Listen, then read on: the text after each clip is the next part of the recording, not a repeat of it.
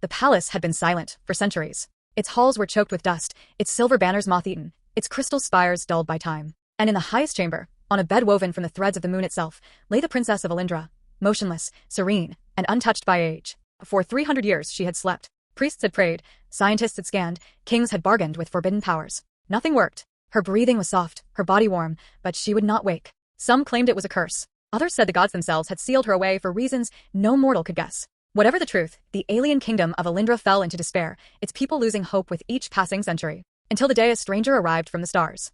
####### the human's arrival. Cale Trenin was no one special. At least, that was what he told himself. A scavenger. A drifter between worlds. A man who looked for relics left behind by dead civilizations and sold them to the highest bidder. He wasn't a hero. He wasn't even particularly brave. But when his ship had sputtered and died near Alindra's moon, forcing him to land on the planet below, fate shoved him into a story far bigger than himself. He walked through the ghostly capital with his blaster at his side, boots echoing off marble streets. The locals, a few thousand survivors clinging to the ruins, told him of the princess in the tower. Their voices were hushed, reverent. "They say she was the light of Alindra," murmured an old merchant, eyes clouded with cataracts. "When she slept, the sun itself dimmed. Our crops withered. The seas dried. The empire shattered. Only she can bring life back to this world." Cale didn't believe in fairy tales. But the merchant also said there was treasure in the palace vaults. That was something he did believe in. ######## the tower room. The climb to the princess's chamber took hours. The palace had no power, no lifts. Cale trudged up staircases cracked by earthquakes, past murals faded to ghosts, and crossed bridges of glass that trembled under his weight. At last, he stood before her door, a slab of white stone covered in glyphs that glowed faintly even after centuries. It slid open at his touch. The chamber beyond took his breath away. Moonlight spilled through a cracked dome above, bathing the room in silver. Flowers bloomed from shattered pots, impossibly alive despite the ruin. And at the center, on a bed carved from crystal, lay the princess. She was perfect, skin like pale starlight, hair drifting weightlessly as if underwater. A crown of delicate metal rested on her brow, though it was tarnished with age. She didn't look dead. She didn't even look asleep.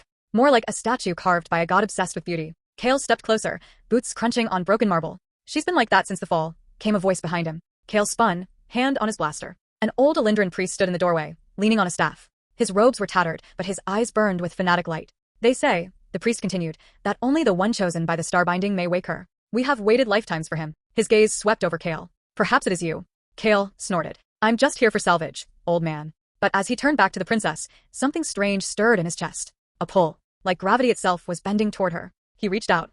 ###### the touch. His fingertips brushed hers. It was like touching fire and ice at once. A jolt shot up his arm, through his chest, into his skull. The air roared. Light exploded outward from the bed, blinding white. Cale stumbled back, cursing, and the princess moved. Her fingers twitched. Her eyes fluttered open, revealing irises like molten gold. The priest fell to his knees, weeping. "By the stars, it is done." Cale barely heard him. His heart pounded as the princess sat up, moving as though waking from a nap rather than a centuries-long sleep. Her gaze swept the ruined room, the priest, the dust. Then it locked on Cale. "You," she said softly, her voice like wind chimes. "You freed me." Cale opened his mouth, closed it, managed finally. Yeah, I guess." ###### the curse's truth. The priest babbled prayers in the corner, but the princess ignored him. Her golden eyes stayed on Cale. "The world has fallen, hasn't it?" she murmured. Cale hesitated. "Pretty much, yeah." She rose to her feet, every movement graceful, unnatural. As she walked to the shattered window, sunlight caught on her crown. "They cursed me," she said bitterly. "The Starbinder's priests. They feared what I would become." Cale frowned. "And what's that?" She turned. For the first time, he saw the faint glow beneath her skin, like veins of light threading through her body. "A god," she said simply. Cale stared. He was beginning to wish he'd never landed on this planet. Treasure was one thing. Angry god princesses were another. ##### awakening the world. They left the tower together, the priest following at a distance like a man in a dream. When the princess stepped into the sunlight for the first time in 300 years, the effect was instant. The sky brightened. Grass pushed through cracks in the marble. Trees unfurled leaves heavy with fruit. Rivers that had been dry for generations began to flow again. Cale watched, mouth open. "You're doing this?" She nodded. "The land and I are bound. When I slept, it withered. When I wake, it lives."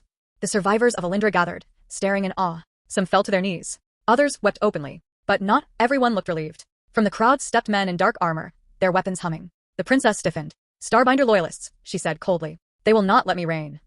#### the attack. The soldiers opened fire. Bolts of searing energy scorched the ground where the princess had stood moments before. She moved like lightning, grabbing Cale and dragging him behind a fallen pillar. "You woke me," she said, eyes blazing. "Now fight beside me."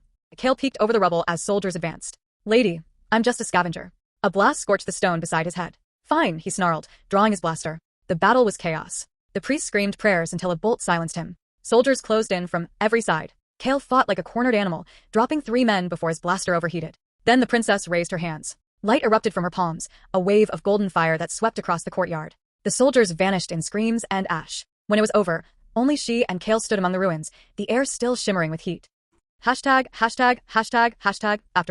The survivors gathered again, keeping their distance from the princess now. They looked at her not just with awe, but with fear. She didn't seem to notice. Her gaze was on Kale.